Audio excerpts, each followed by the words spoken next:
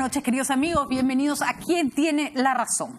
Empezamos esta semana analizando algunos hechos de coyuntura que han marcado la semana anterior y sobre los que ya hemos escuchado algunas explicaciones. Específicamente, los aportes de campaña de la empresa Odebrecht, que ha reconocido, dio a las candidaturas de la señora Lourdes Flores Nano, tanto en el año 2006, que postulaba a la presidencia, como en el año 2010, que postulaba a la alcaldía de Lima. La señora Flores Nano ha dado explicaciones al respecto que analizaremos. Ella dice que sí, hubo plata de Odebrecht, pero que ella nunca fue informada del origen de ese dinero y que ese dinero sirvió para pagar encuestas, pero que no ingresó a las cuentas del partido. Bueno, esa es la explicación que ha dado la señora Flores Nano. Vamos a ver si es convincente o no para nuestros invitados. Por su parte, Keiko Fujimori sigue esperando que se defina su situación. No hay un juez asignado a su caso, porque la jueza que estaba se inhibió, Carguancho salió. Y en este momento se han suspendido las diligencias por razones, la abogada de la señora Keiko Fujimori pidió que se reprogramaran las audiencias por razones personales. Sin embargo, ya está casi lista la acusación contra los Humala Heredia. Sospechamos que el fiscal Juárez Atoche tiene más definida la cosa después de haber regresado del Brasil. Así están las cosas, por lo menos con la información de Brasil que ha llegado en los últimos días. Estamos con dos abogados que nos ayudan siempre a entender estos asuntos. Víctor García Toma, exministro de Justicia. Doctor Toma, ¿cómo está? Y Luis Lamas Pucho, abogado también. ¿Cómo está, doctor Lamas? Muchísimas gracias por acompañarnos.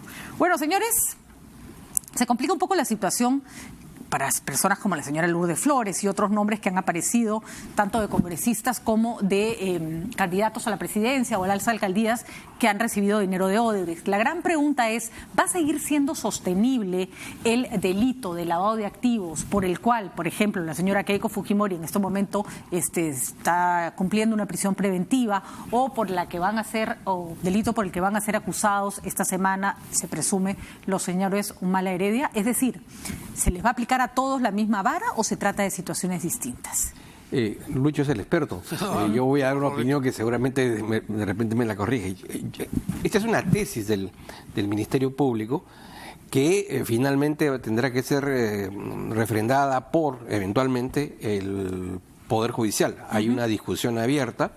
No existe, digamos, una posición única e indiscutible sobre la materia.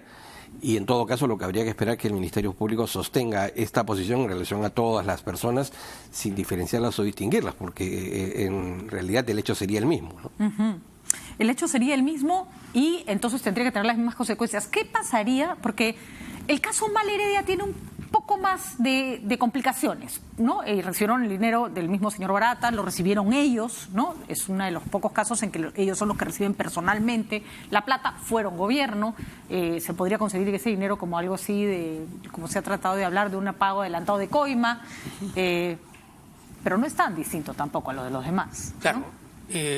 Retomando un poco lo que acaba de señalar Víctor, procesalmente va a haber un control de la acusación, que es, digamos, la puerta de entrada al juicio.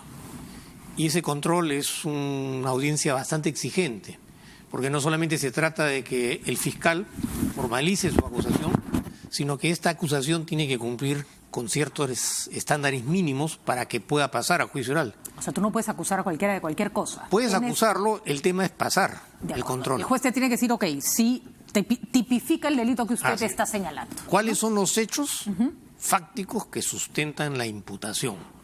Y cómo estos hechos fácticos encuadran dentro de la norma penal. De acuerdo. ¿No? Es un análisis de tipicidad y de objetividad en términos de responsabilidad penal, que es, digamos, el paso más trascendente para poder entrar al juicio oral. En el caso que analizamos, hay toda una amplia discusión en el sentido de que hay quienes afirman, por ejemplo, que el aporte a campañas, a partidos políticos, no es un delito de lavado de activos. Es una falta administrativa que tiene arraigo en el control administrativo que desarrolla la OMPE, pero que mientras eso no está tipificado como tal en el Código Penal, no puede haber una imputación de esa naturaleza. Eso también es discutible porque hay unos que piensan todo lo contrario. Si nos circunscribimos estrictamente al tipo penal de lavado de activos, dependiendo del momento en el que se tipificaron estos hechos y la conducta que acarrea esa imputación penal, también ahí hay una amplia discusión. Porque estos delitos de lavado de activos son posteriores a la recepción del dinero, digamos. Ha habido algunas modificaciones, ¿no? Desde el año 2012 que se incorporó el delito de lavado de activos a la legislación penal, y por otro lado porque esa normatividad a través de la jurisprudencia y de las mismas modificaciones ha sido perfeccionada, ¿no? Porque claro, tú puedes decir, mira, a mí me entregaron dinero, me entregó dinero una empresa, que en ese momento era una empresa ampliamente prestigiosa, que no tenía ningún tipo de cuestionamiento, todo el estamento político, bancario, administrativo, partidario, mediático, estaba inmerso dentro de esa relación. ¿Por qué yo tenía que sospechar que ese dinero era un dinero sucio? Te van a decir que por qué no lo declaraste y por qué lo pitufiaste. Claro, ¿no? Porque además el mismo tipo penal habla de que quien recibe el dinero podía presumir que era un dinero de procedencia ilícita. Y ahí entramos a un tema más de formalidades, ¿no? Si tú me quieres donar dinero a mí para una campaña, hazlo cumpliendo con todas las formalidades. La primera es bancarizarlo. Claro. Y yendo más allá del tema penal, la pregunta es por qué una empresa podría tener un interés particular en auspiciar o apoyar a una candidatura. Es decir, claro, es lógico suponer que algún provecho, algún beneficio, ¿no es cierto?, irá detrás de esa lógica. Ahora, hay un argumento que si se usara, probablemente le salvaría el pellejo a casi todos los que están en esta danza, y es que así como Odebrecht donaba en negro y se pitufiaba su dinero, lo hacían todas las empresas. O sea, es que es muy difícil ver a una empresa con nombre y apellido dentro de los aportantes de una campaña.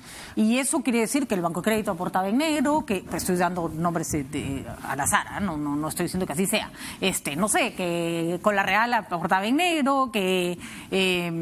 Habría que decir que a lo largo de las últimas campañas electorales esta ha sido una práctica recurrente, que probablemente haya alcanzado a todas las organizaciones políticas, y no había conciencia de que esto era, entre comillas, ilícito, ¿no? O que sabías que estabas cometiendo un ilícito en términos digamos administrativos, y que no tenías por qué asumir que la plata de Odebrecht venía de la corrupción. Sí, probablemente digamos, ¿no? esa ha sido la lógica. Ese ha sido el argumento. De todas maneras, creo que, a ver, doctor Lamas, corríjame, ¿están en mejor situación los que no han sido elegidos de los que sí han sido elegidos?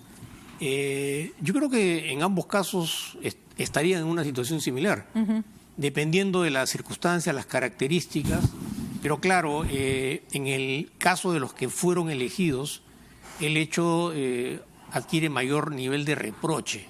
¿Por qué? Porque estamos hablando de personas que ocuparon cargos públicos o funciones públicas. Sobre todo si durante sus funciones o durante sus gobiernos se favoreció a las empresas que hicieron donaciones de esa naturaleza. Se favoreció ilícitamente. No digamos ganó una licitación, que en fin puede ser discutible, sino que pagó coima, que recibió licitaciones que no debía. Ahí está la diferencia. Y es ¿no? que no solamente recibieron el donativo, sino que estando en el ejercicio del poder recibieron, ¿no es cierto? Claro, eso ya es un caso de corrupción. De corrupción. ¿no? Porque esa persona ya tenía condición de funcionario público. Sí. Y quien aporta dinero en esas circunstancias, además no lo hace de manera gratuita. Exactamente. Lo hace porque espera recibir algún favor, digamos, entre comillas, por el aporte que está haciendo. El tema es que entrar a analizar ese segundo aspecto del posible beneficio que podrían haber recibido a raíz del aporte es un tema bastante subjetivo, porque eso también tendría que probarse y tendría que ser motivo de un segundo proceso por delitos ya de cohecho o de colusión. En el caso específico de lavado, la situación es distinta, ¿no?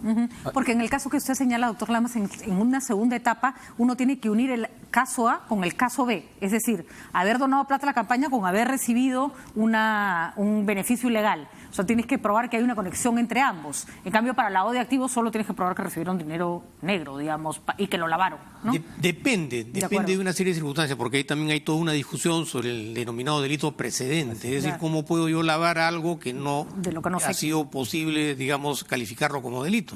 Y hay hechos menores, pero que van en la misma línea. Desaparecía la relación entre el militante y el partido en función a un vínculo ideológico o doctrinario o programático.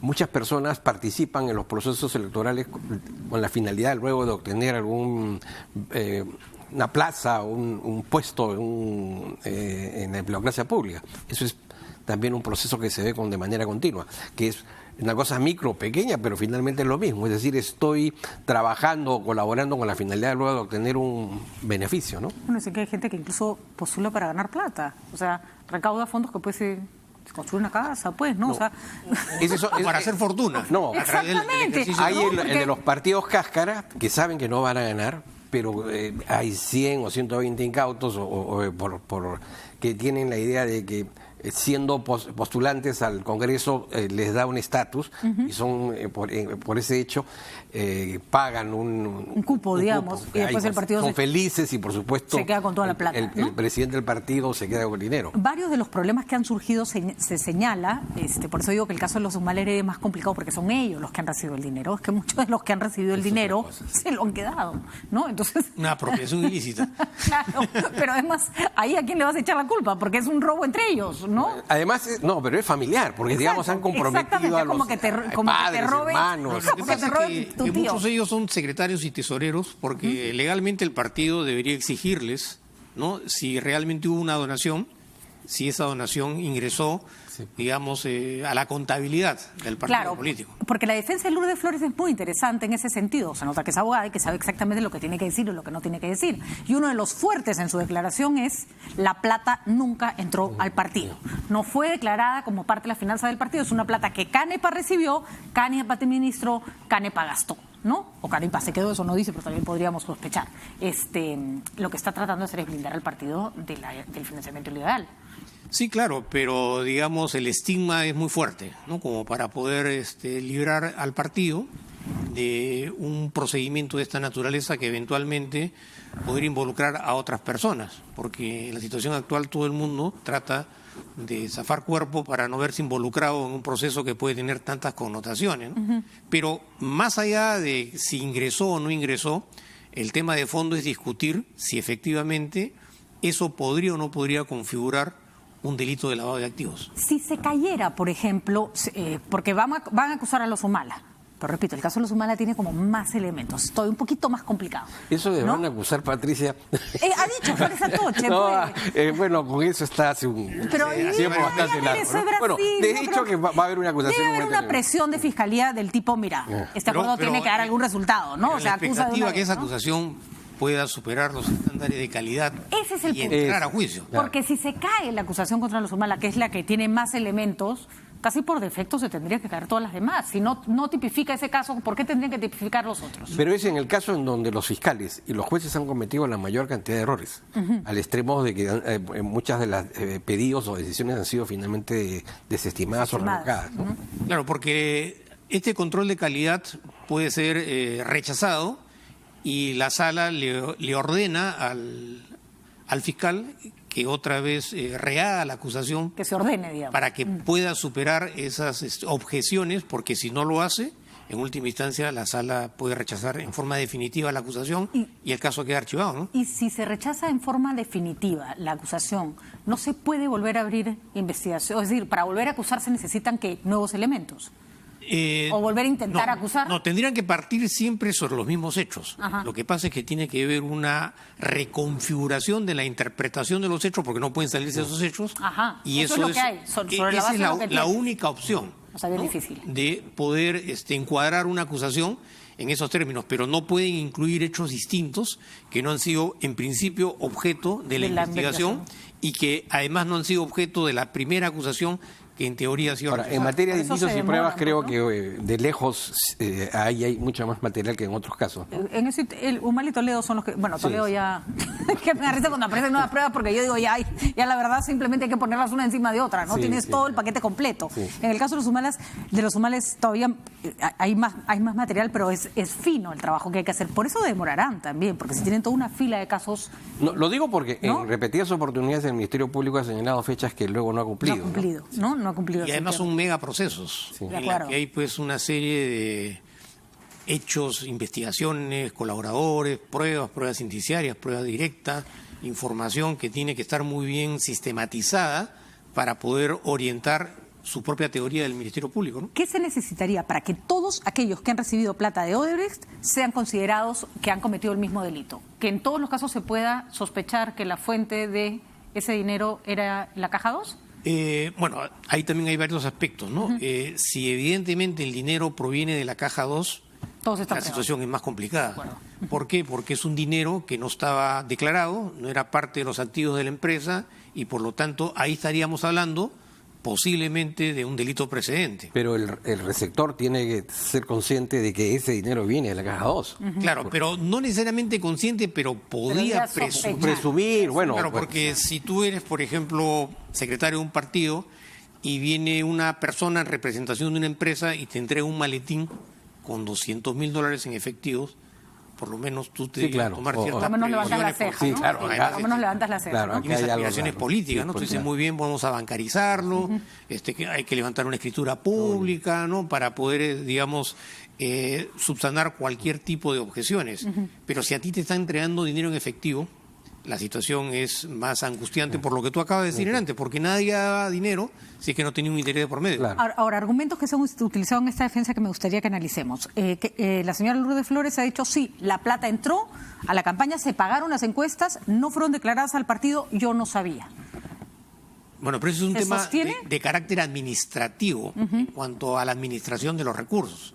El tema es corroborar que efectivamente ese dinero ingresó, ¿no?, al partido, y que si el partido no le dio el manejo correspondiente, es un tema ya que excluye su responsabilidad.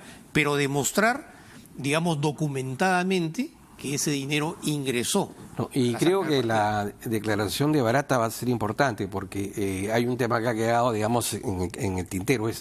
Hubo una reunión en su casa. Además, hay una conversación por teléfono en la que ella habla. Bueno, pues es inducida por es inducida por Canepa, ¿no? De acuerdo, pero ella reconoce que sabe que hay tratativas con Barata, o sea, no está totalmente ajena a los hechos, ¿no? Y seguramente Barata en un momento determinado será objeto de interrogatorio a efectos de que señale qué se conversó y si hubo un pedido expreso de dinero, ¿no? De acuerdo. Eso se va a ver en marzo. Ahora, no sé para qué te reúnes con Barata en medio de una campaña electoral, si no es para hablar de plata, ¿no? Barata no se reunía con fines, como o sea, de acuerdo a lo que se conoce ahora, dudo que Barata no se haya reunido con un candidato político que no tuviera de por medio un interés de carácter económico, ¿no? Porque los hechos lo vienen corroborando. Bueno, entonces a mirar, ¿no? A ver qué pasa. ¿Tienen razones para estar tranquilos los que dicen, no, yo no tengo miedo de irme a la cárcel?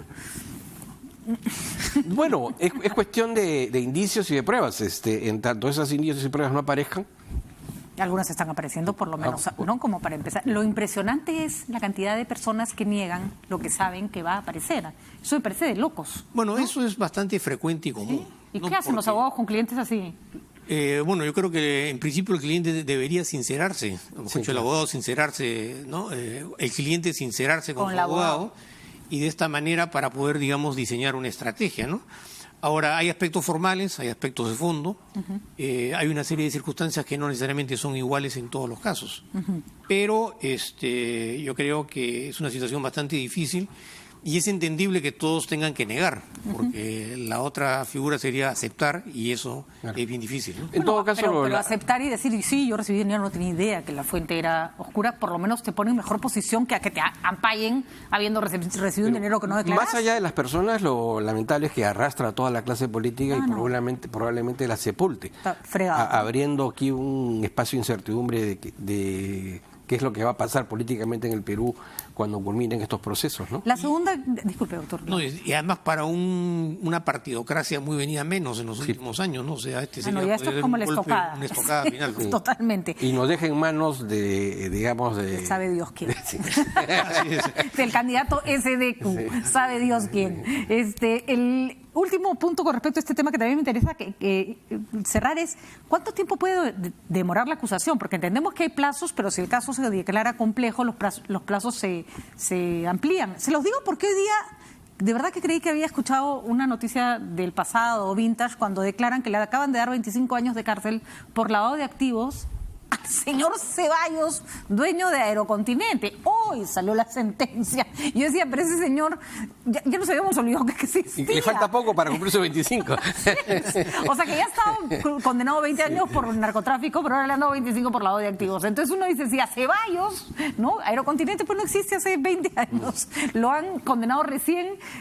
¿Qué podemos esperar, no? Claro, por lo menos pensar pues que eso se hizo con el antiguo Código de Procedimientos Penales. De acuerdo. Y que ahora estamos frente a un nuevo código que es más expeditivo. No, pero hay casos vergonzosos, por ejemplo el caso de Chavín de Guántar.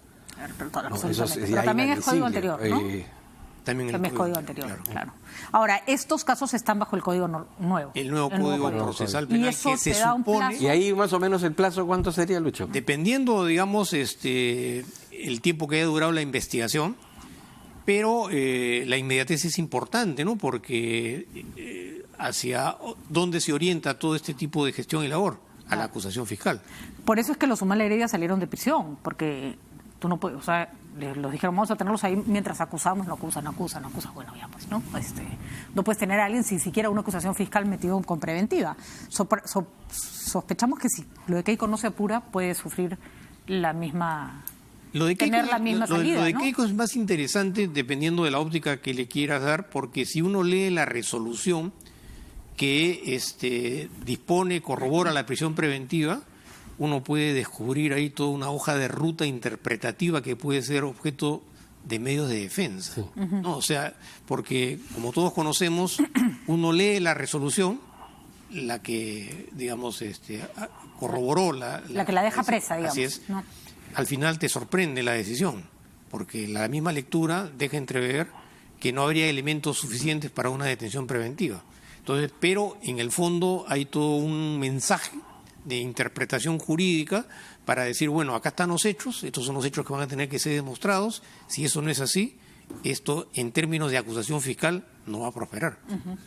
Bien interesante, y bueno, vamos a ver finalmente qué pasa, porque tampoco está bien que la gente se quede en la cárcel ad infinitum. Hay que avanzar con las investigaciones y creo que para eso ha servido justamente este acuerdo que se ha firmado con Odebrecht. Vamos a comentar rapidito porque ustedes son abogados y necesitan por favor que nos desasnen en este tema. Hoy día se clausuró temporalmente el aeropuerto Jorge Chávez.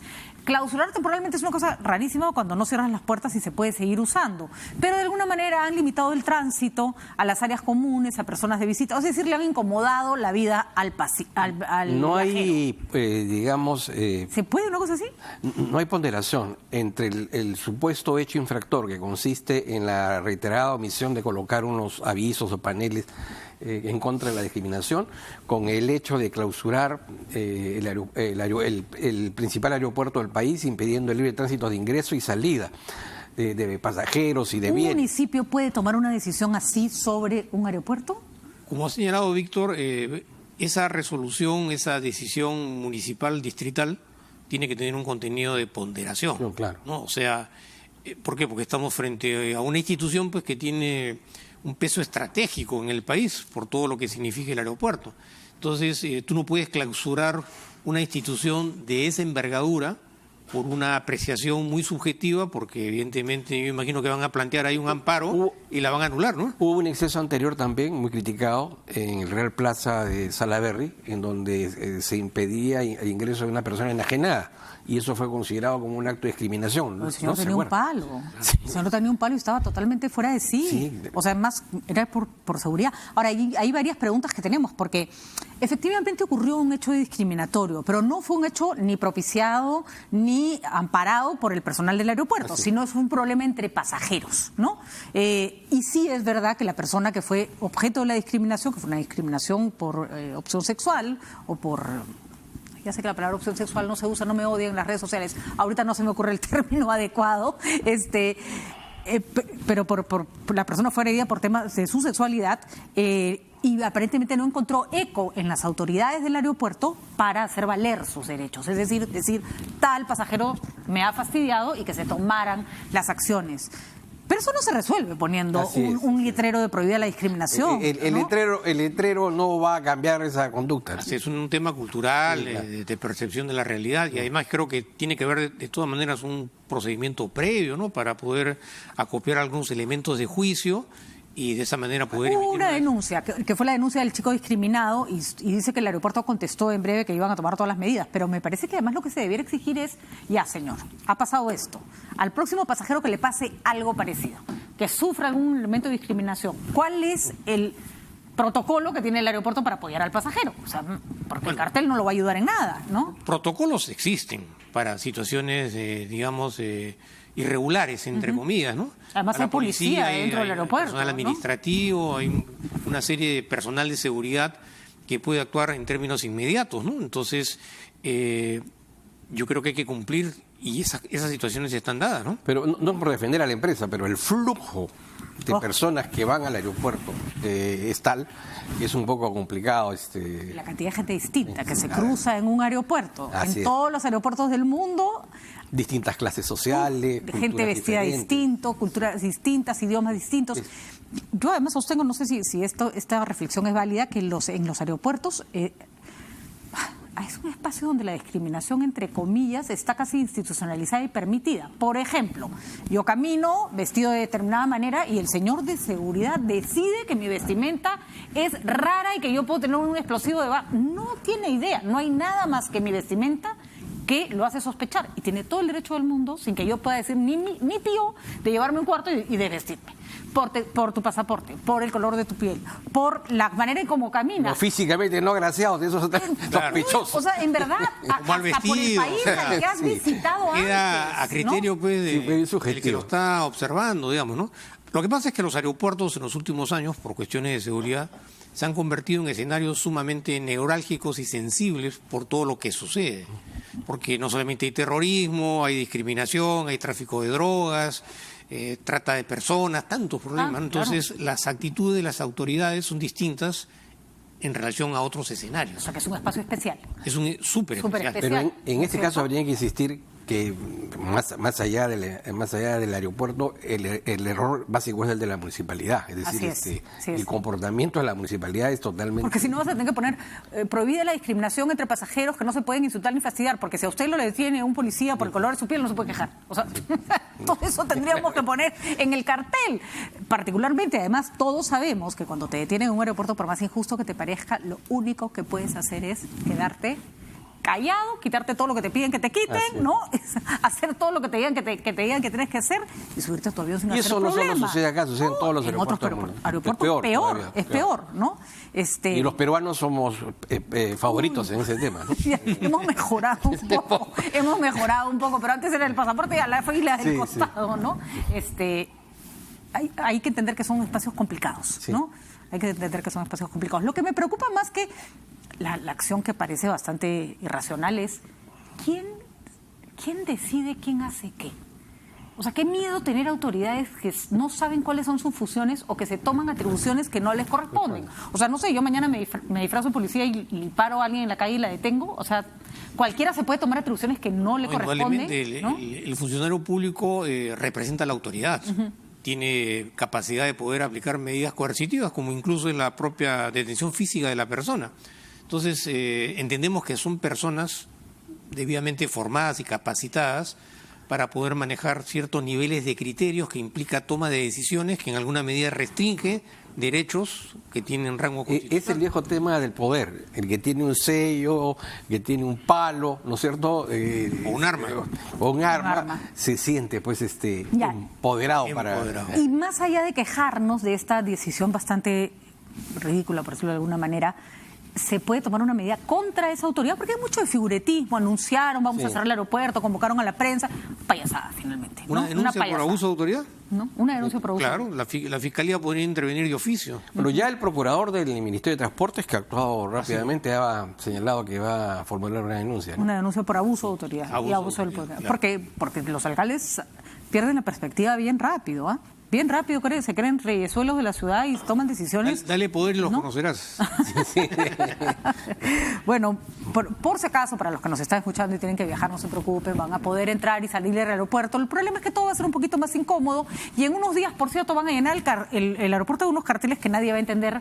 Que nadie nada. va a ver. No. Está Y hay que ponerlo en todos los apremio, idiomas. el apuro. Y a ponerlo en todos los idiomas y además, Sí, pues. qué mala imagen, ¿no? O sea, llegas a un país donde lo primero que te recibes es prohibida la discriminación. Eso es como decir prohibido matar. En otros países ni siquiera se asume que tengas que pedirlo, ¿no? Pero es verdad que en nuestro país no creo que los carteles no ayudan a que se... No sé qué piensan ustedes, no reprime el hecho, pero de alguna manera lo visibiliza, ¿no? O sea, el hecho de que tengas que poner un cartel, ¿no? Lo estigmatiza. Lo estigmatiza, Claro, efectivamente. genera un comportamiento que está subyacente, pero que se hace de conocimiento público. Se hace de conocimiento público. Además, eso está tipificado como delito, la discriminación. El problema, y ahí también me gustaría ver qué se puede hacer, es los delitos como la discriminación no tienen no tienen una carga de pena lo suficientemente alta para irte preso, pues, ¿no? Pero lo que pasa es que somos un país, para comenzar, un país que tiene problemas de racismo abierto. Así es. Entonces, en tanto no resolvamos ese problema, ya estamos cojos en la... Y una manera de resolverlo es castigando, ¿no? No necesariamente, ¿no? Porque si tuviéramos que castigar todos los casos de discriminación, yo creo que faltaría personal para poder procesar todas las denuncias penales por caso de discriminación. ¿Y qué instancias puede haber? No para denuncias penales, y que no se trata tampoco de llenar la cárcel, aunque ganas no nos falten, pero por ejemplo la famosa labor social que en otros países, comunitaria, que es tan común. A mí me llamaba tanto la atención el otro día revisando, porque el tema me llamó, esta mujer que quiere atropellar a la señora que está trabajando en la calle. Y claro, me recordaba algunas actrices de Hollywood que habían cometido también abusos contra sus empleados.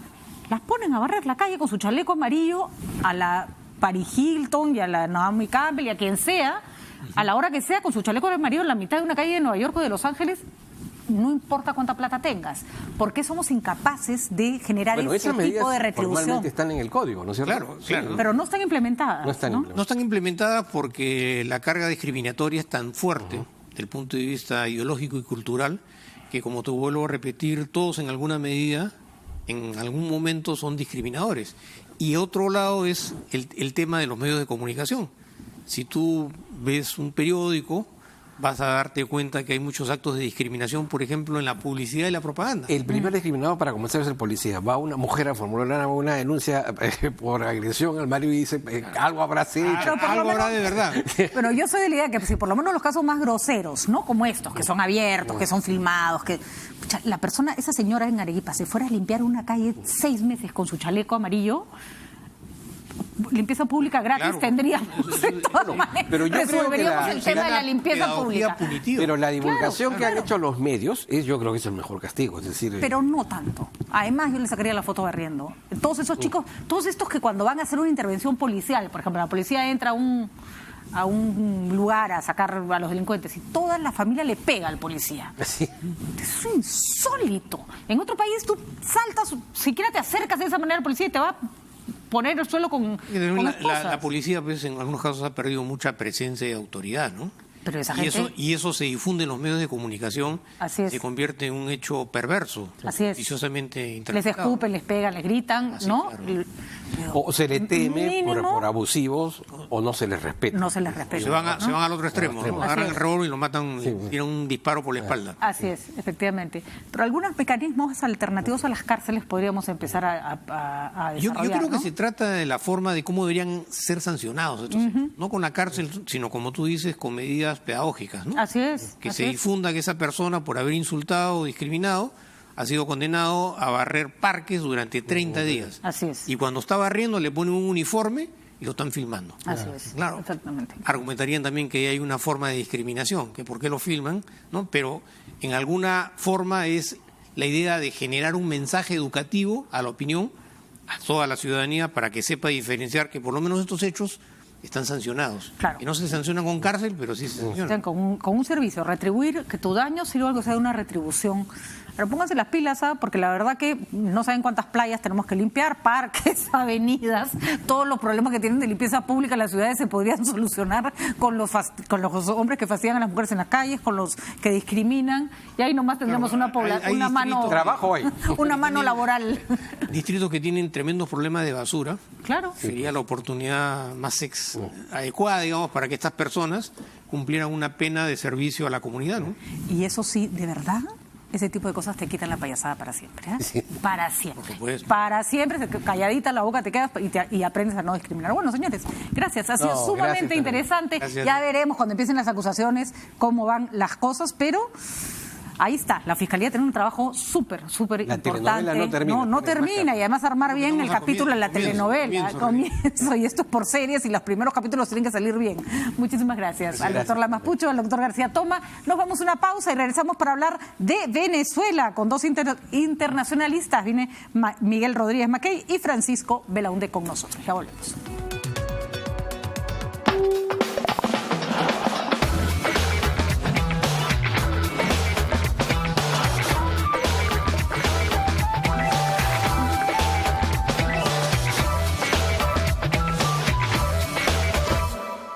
mister, el descuentito es sin boleta. Llévelas así nomás, le conviene. No, pues maestrazo, tenemos que cumplir con el IGB. Solo así el Estado tendrá más recursos para luchar contra la desnutrición y el maltrato a la mujer. Tiene razón, mister. Ahora voy por su boleta. En el Perú, el IGB y renta son los impuestos más importantes. Pide boleta. Juntos hacemos más. SUNAT, el Perú primero. De vuelta al cole con todo. Aprovecha 30% de descuento en miles de mochilas, maletas, zapatos y zapatillas, más 10% adicional exclusivo con tu CMR. Solo en Falabella y falabella.com.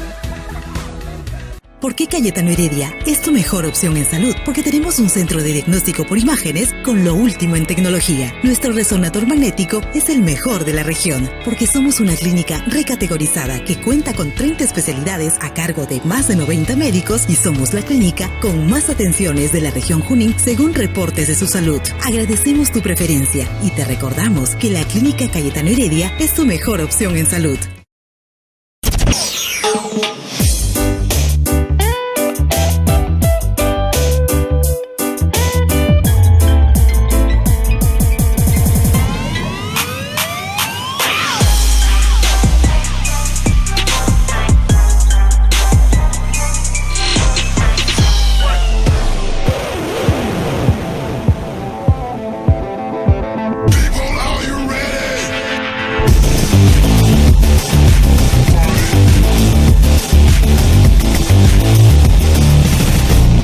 La mejor mezcla no tiene un solo ingrediente. Por eso Estudio 92 preparó para ti Estudio Paz Lollapalooza Chile. Un pase para el festival con la mezcla musical perfecta. Para ser uno de los 4 ganadores de esta increíble experiencia, sintoniza Estudio 92 e ingresa a nuestra web. Otro año, lleno de retos y trabajo. Ha sido duro, pero el negocio va quedando listo para la campaña. Porque con tal de sacar adelante a mi familia, todo este esfuerzo vale la pena. Y en mi camino siempre está Caja Arequipa, que me acompaña y me da un crédito al toque para poder estar preparada para la campaña escolar. Y a mis clientes también, para que puedan afrontar sus gastos escolares con tranquilidad. Sabemos por qué chambeas. Caja Arequipa, impulsando tu bienestar. De vuelta al cole con todo. Aprovecha 30% de descuento en miles de mochilas, maletas, zapatos y zapatillas, más 10% adicional exclusivo con tu CMR. Solo en Falabella y falabella.com.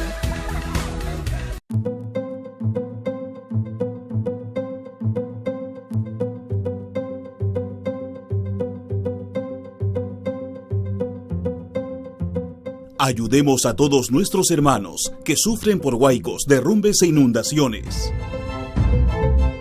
RPP te invita a colaborar llevando agua embotellada, frazadas, alimentos no perecibles a los puntos de acopio. En el edificio de RPP, Avenida Paseo de la República 3866 San Isidro o en el local de Cáritas del Perú, ubicado en calle Omicron 492, Parque Internacional de Industria y Comercio Callao. También puedes realizar un aporte económico en las cuentas del BCP a nombre de Cáritas del Perú. Para mayor información, ingresa a rpp.pe.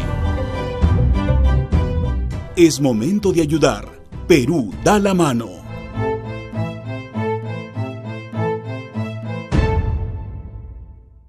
Esta noche, en Nada está dicho, la presidenta de la Comisión de Ética, Janet Sánchez, nos comenta sobre la aprobación de investigación contra el congresista Héctor Becerril por el presunto cobro de coimas y al congresista Glider Ushñahua, acusado de agredir a su expareja. Además, crisis en Venezuela. Tras los enfrentamientos ocurridos durante el frustrado ingreso de ayuda humanitaria a Venezuela, el Grupo de Lima analizó las diferentes opciones de recuperar la democracia para este país. Hoy, el representante diplomático de Venezuela en Perú, Carlos Escull, nos habla sobre este tema. Esta noche, a las 9, por RPP Televisión.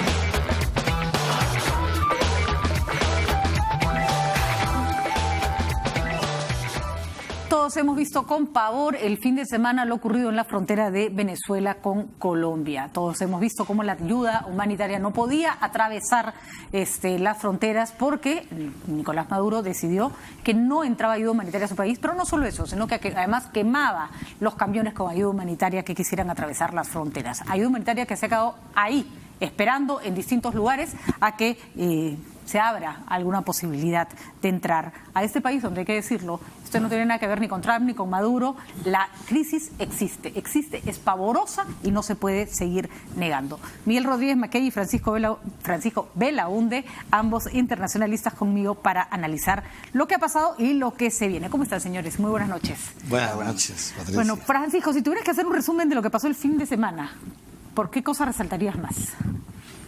¿Qué ha sido lo más terrible? No, ha sido terrible lo que hemos visto, ¿no? Ahora, básicamente, lamentablemente ha sido una apuesta perdida por Guaidó, ¿no? Digamos, ¿Perdió Guaidó? Sí, porque él había apostado, él incluso se habló del día D, ¿no? Él había apostado a que en realidad el tema de la ayuda humanitaria llevaría a digamos, a como que la Fuerza Armada se volteara, por lo menos la tropa se volteara, ¿no? Él esperaba que en la frontera, digamos, bajo la presión de la gente, los militares que estaban ahí iban a ceder y, en fin, iba a entrar. De efecto muro de Berlín, que de tanto empujar abrieron la puerta y dijeron ya pasen todos, ¿no? Exactamente. No se dio. No se dio al final. Bueno, había algunas deserciones. Ahora al comienzo se habló de 60, ahora parece que son 150. Pero es muy poco, ¿no? Entonces, lamentablemente la apuesta no resultó y ahora Guaidó tiene el problema de ver cómo hace para mantener caliente la calle, ¿no? Porque finalmente, puede haber esfuerzos diplomáticos por un lado, pero los esfuerzos diplomáticos por sí mismos no son nunca suficientes, tiene que haber una acción interna. Y la presión de adentro de la gente en la calle, efectivamente. Pero por supuesto, ¿no? Y si el frente militar por ahora se mantiene, digamos, del lado de Maduro, porque obviamente la cúpula está comprometida con todos los negocios, en fin, forma parte, si se quiere, por llamarlo con bastante propiedad, creo yo, una banda delincuencial. Bueno, ¿cómo haces? ¿No? Y entonces, claro, se está habiendo conversaciones secretas para tratar de convencerlos a algunos militares para que se volteen, pero hasta el momento, por lo menos, no se está produciendo. Entonces, lo único que le queda ahora a Guaidó, en algún momento se exasperó y dijo, ahora todas las opciones están sobre la mesa, lo que querría decir que está llamando una opción armada, ¿no? Al final, un poco que dijo, no, bueno, matizó la cosa, ¿no? Porque ahí sí se le baja la ayuda, muchos que han apoyado internacionalmente probablemente se bajen del carro, ¿no? Si hay una intervención militar. Sería bastante complicado, ¿no? Bastante complicado. Entonces, él lo que tiene que hacer ahora es imaginar, él y la gente que está con él, cómo hacemos para otra vez movilizar a la gente en una fecha simbólica, algo, porque no puede dejar que esto se enfríe, ¿no? Mire, a ver, estamos entonces ante un Guaidó, a todo esto, ¿se quedó fuera de Venezuela? ¿Logró entrar de nuevo? Estaba en Colombia, ¿no es cierto? Está todavía en Colombia. Sí, en Colombia.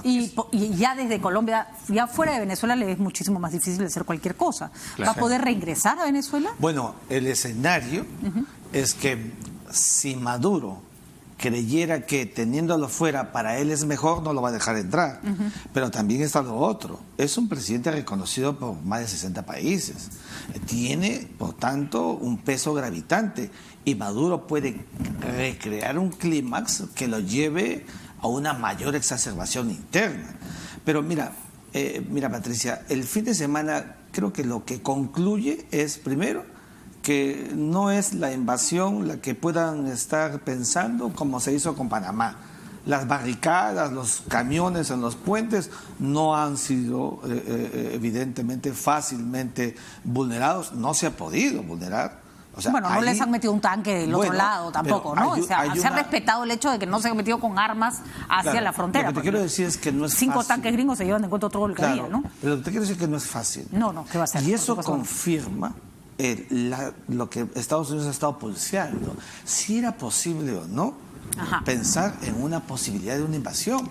O sea, no es fácil. Mira, los buques que han estado en la zona de la Guyana holandesa tampoco ni siquiera han podido atracar. Quiere decir entonces que la historia de una Venezuela invadida resulta ser realistamente muy difícil, muy complicado, no solamente en el plano militar. El propio derecho internacional no lo permite. O sea, solamente se puede ingresar o usar las armas en el caso de la legítima defensa, que no es el caso porque ningún país ha sido incriminado o atacado por Nicolás Maduro. En el caso de la seguridad colectiva, que tampoco es el caso, porque lo que está pasando en Venezuela, nos guste o no nos guste, no es pues lo que le pasó a Ruanda en 1993 con cerca de 1 millón de muertos. No es una guerra civil, es una Maduro grave está crisis. asfixiando a su gente, pero no les ha echado gasarín, por decirlo de alguna manera. Claro. ¿No? O sea, es horrible la comparación, pero para que entendamos qué cosa justifica o no justifica. Y es cierto, y entonces ahí está la dinámica de qué es lo que tiene que venir.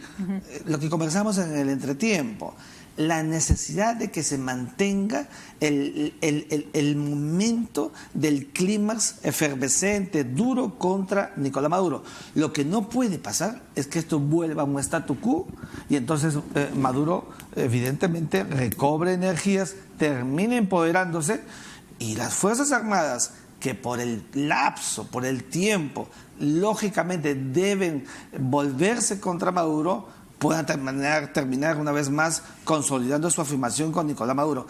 ¿Qué es lo que se está buscando, a mi juicio, con la disuasión política de Donald Trump desde Miami, movilizando a la flota, al Abraham Lincoln, la reunión ahora en Bogotá y otras más? Lo que se busca es que haya una persuasión, una amenaza política, disuasión política contra Maduro. El gran problema es, ¿tendrá eso efecto sobre un Nicolás Maduro que sigue utilizando como mecanismo, no para afuera, sino para adentro, para las Fuerzas Armadas, la coacción, la intimidación? Ahora, yo dudo que a estas alturas no haya gente que esté, que no exista gente dispuesta a traicionar a Maduro. Tiene que haber gente dispuesta a traicionarlo. Ya este es el típico momento en que hay un montón que dicen, ok, ¿con quién hablo para salvar mi pellejo y sacar a este señor? Sí, ¿no? Bueno, pero cuando has ganado mucho dinero, cuando hay mucho dinero de por medio, y además hay otro tema. Los servicios de inteligencia venezolanos con participación cubana están, digamos, de alguna manera, tienen aterrados, ¿no? Por las informaciones que se dan, tienen aterrados a los militares, ¿no? Los tienen muy vigilados, entonces tampoco es fácil, debe haber seguramente algunos que deben estar con ganas, efectivamente, como tú dices, de terminar con esto, ¿no? Por supuesto. Pero Tensión, ¿no? claro, pero no debe ser muy fácil, por el control que existe, ¿no? Entonces, hasta ahora por lo menos no se está dando, ¿no? Mira, hay un caso, siempre lo menciono un poco para comparar, en Zimbabue. Justo te iba a preguntar si había algún caso similar. En Zimbabue, gobernó un señor Robert Mugabe entre 40 años y a los 91, 92 años quería seguir gobernando prácticamente hasta morir. ¿Y cómo cayó al final? Y ahí también hubo una inflación de 1.000.000%, un caos económico absoluto, en fin, un desastre. Pero ahí se mantuvo. Y al final, ¿cómo cayó? Simplemente por un pleito interno al régimen. Le hicieron un golpe. Claro, que finalmente... Y se acabó el tema. Entonces, al final, esos regímenes logran tener una cierta... tienen una capacidad de resistencia muy fuerte, ¿no? Entonces, bueno, esperemos que no haya que esperar 40 años para que se vaya al régimen. ¿Y cuánto pesa la calle, finalmente? Lo que tú decías, porque efectivamente, Francisco, si nosotros vemos el caso de la primavera árabe, hay dictaduras mucho más fuertes y mucho más brutales que un día terminaron yéndose al cacho porque la gente finalmente se hartó. ¿Cuán lejos está Venezuela de una primavera árabe, digamos? Lo que pasa es que en el caso de Túnez, finalmente, efectivamente, el régimen se vio desbordado y no estuvo dispuesto a reprimir de la manera en que otros reprimieron. En Libia, Gaddafi no se quiso ir, recurrió a la fuerza militar y al final, bueno, le salió mal. En Siria también, el señor Bashar el-Assad, él estuvo dispuesto a provocar la ruina de su país con tal de quedarse al poder, y es lo que ha hecho. Entonces, finalmente, también depende de cuánto está dispuesto el régimen en el régimen para quedarse en el poder. Por lo visto, Maduro y compañía y sus cómplices están dispuestos a hacer mucho para quedarse en el poder, ¿no? Es una locura, lo voy a plantear y por favor no me insulten en redes sociales, pero es que me parece que es un tema que a veces perdemos de vista. La gente que no quiere a Maduro, mucha es chavista. O sea, no hay un odio contra Chávez, hay un odio contra Maduro. Incluso los venezolanos que uno encuentra acá te hablan bien de Chávez, pero no pueden ver a Maduro. Entonces, yo sé que el chavismo es el origen de todo lo que está pasando ahora. Chávez no me parecía un buen presidente, ni me parecía un líder apropiado, pero me parecía un tipo con carisma.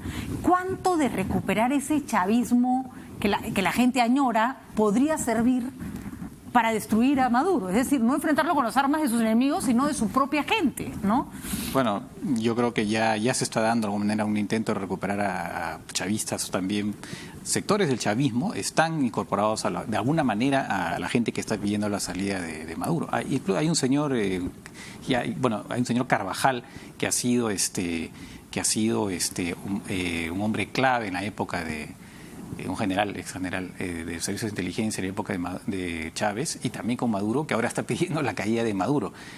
Pero en su caso es un señor que sí está comprometido con delitos muy, muy graves, incluso narcotráfico y de asesinato de 2 soldados colombianos. Varios sapos se van a tener que traer los venezolanos para que caiga Maduro, ¿no? Va a haber varios a los que van a tener que soportar. La pregunta ahora tiene que ver con lo que está pasando con Cancillería y con la posición del Perú. Recordamos que el Grupo de Lima se forma en el gobierno de Pedro Páramo Kuczynski y Perú se convirtió específicamente en el país que aglutinó y logró concentrar la posición de Latinoamérica en contra de Venezuela. Obviamente esto ha ido cobrando fuerza. Llamó la atención la ausencia de Vizcarra este fin de semana en la frontera, a la que sí fueron otros presidentes, ¿no es cierto? Estuvo Piñera, estuvo el presidente de Colombia por obvias razones, sí, claro, ¿no? Y el presidente, se me ha ido el nombre, sí. Bueno, en fin, hay un cuarto presidente. Por lo menos hay otro más, sí.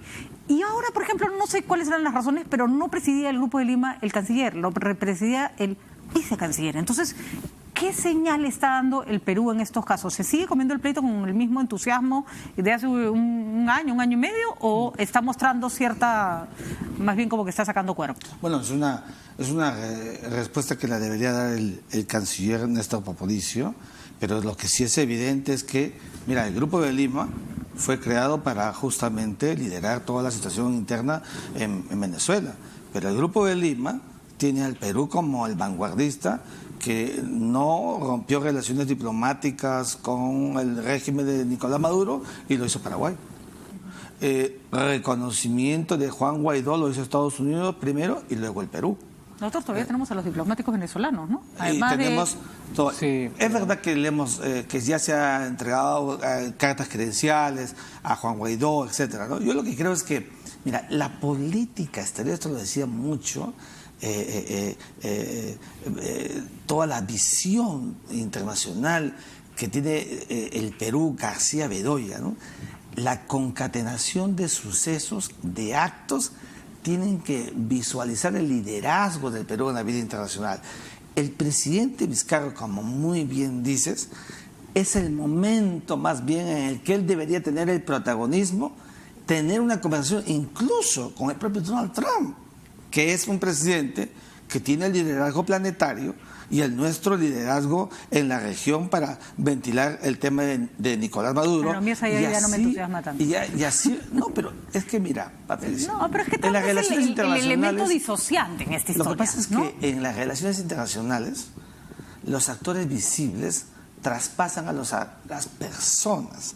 Aquí es Estados Unidos el protagonista. Claro, un Donald Trump que llega al poder apoyado por los gringos pobres, que habla de proteccionismo, pero que también habla del destino manifiesto, de volver a que Estados Unidos sea la gran superpotencia planetaria que en el camino se fue dejando. Entonces, él quiere encarnar eso, quiere, como muy bien dijiste al comienzo, resolver el tema de Venezuela ya mismo. Si por él fuera, lo hiciera el día de mañana, persuadiendo, como hemos visto con estas acciones de disuasión política. Pero más allá de ello, es más complicado que Estados Unidos de América pueda dar un salto militar o cualitativo cuando sabe que en la región hay una visión distinta a lo que es un acto de invasión militar. Entonces, ¿para qué conversaría Vizcarra con Trump? No. Mira, el presidente Vizcarra, como líder de la región, justamente es para recrear la posición primero del Perú y de la región sobre lo que significa la no transgresión del principio de no intervención. O sea, para decirle no se meta. Pero eso es muy importante. No, ya, perfecto, pero quiero entender para qué, ¿no? Por eso, ya, okay. y al hacerlo, entonces vivifica, primero, una tradición en la política internacional del Perú desde los tiempos de Alberto Ulloa, que no se está diciendo. El Perú ha liderado siempre espacios concomitantes donde han habido desafíos para la región. el propio Javier Pérez de Cuellar como secretario general, investido de tal calidad en las cuestiones en Centroamérica en los años 80 y 90 con las guerras internas que tuvieron. De manera que yo sí creo que debería ser para el Perú una oportunidad en política internacional para dar el espacio que le corresponde a una tradición que diplomáticamente Torres Tagle siempre ha tenido. Sí ha llamado la atención que no esté el canciller, él tendrá que explicarlo por qué, pero evidentemente son cuestiones que ellos mismos tendrán que decirnos qué ha llevado a que no esté presente. Claro, ¿cuál puede ser la explicación? Mira, ¿Alguna casualidad o es una posición te voy a decir, explícita? si no fue el canciller, yo estoy especulando acá. Es posible que de repente estaban esperando, estaba un poco el temor de que pudiera, digamos, tener mayor peso, tener mucho peso la presión norteamericana y una posición de repente guerreísta, entonces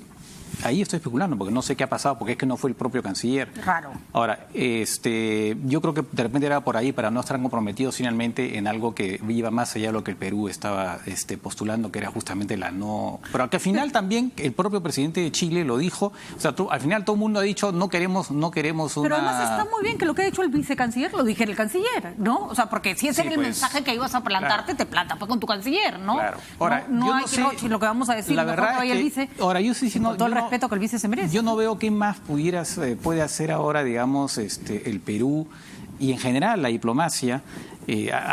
Ha salido un comunicado ahora que algunos han considerado muy débil. Pero qué cosas, o sea, qué más, o sea, ya finalmente han aislado bastante, digamos, al régimen venezolano, se ha reconocido a Guaidó en medio de todo, hay sanciones que se han proclamado. ¿Qué más?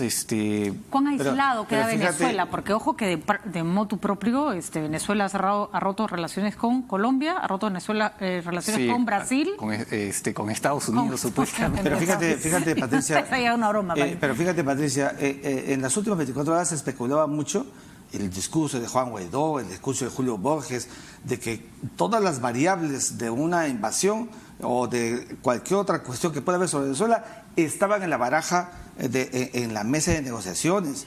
Y lo que hemos visto el día de hoy es que no dicen nada sobre una ayuda o una posición para coadyuvar a una invasión militar, con lo cual, a mi juicio, estoy entendiéndolo tácitamente, estoy intuyendo que la posición peruana ha sido mantener la coherencia de lo que ha habido en Canadá, la negación de una invasión militar, lo cual, evidentemente para mí, ya surte efecto de lo que ha querido estar haciendo el Estado peruano con su posición. Evidentemente no ha estado el canciller, pues, pero es la posición peruana.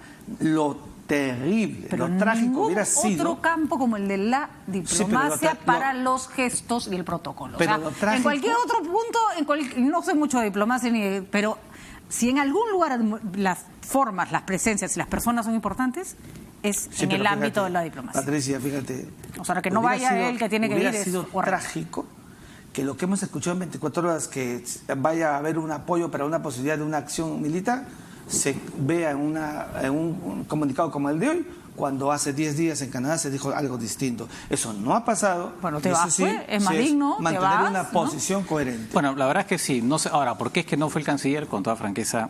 Bueno, ya no se explicará. De repente tiene alguna razón personal y estamos especulando grandes razones. De repente está enfermo. De repente está enfermo, ¿no? Algo le... Por supuesto que sí. De todas maneras, creo que hay que cuidar un poco las formas porque era importante el papel que estaba cumpliendo el Perú y creo que no lo debería abandonar. ¿No?